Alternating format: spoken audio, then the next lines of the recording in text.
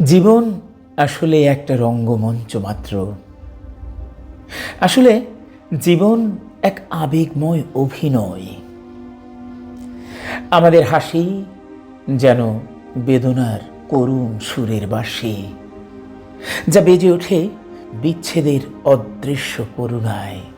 মায়ের গর্ভ সে তো এক সাজঘর, যেখানে আমরা সেজে উঠি ক্ষণস্থায়ী এই রঙ্গমঞ্চের জন্য।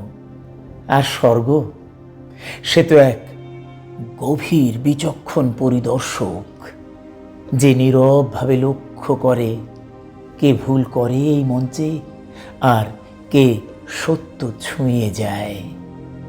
আর কবর সে তো আমাদের লুকায় রাখে সূর্যের দৃষ্টির থেকে।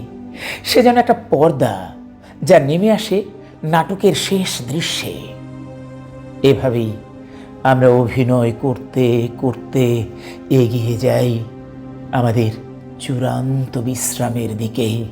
সব অভিনয় শেষে শুধু মৃত্যুই একমাত্র সত্য, যার কোনো রঙ্গ নেই, যার কোনো ভান নেই।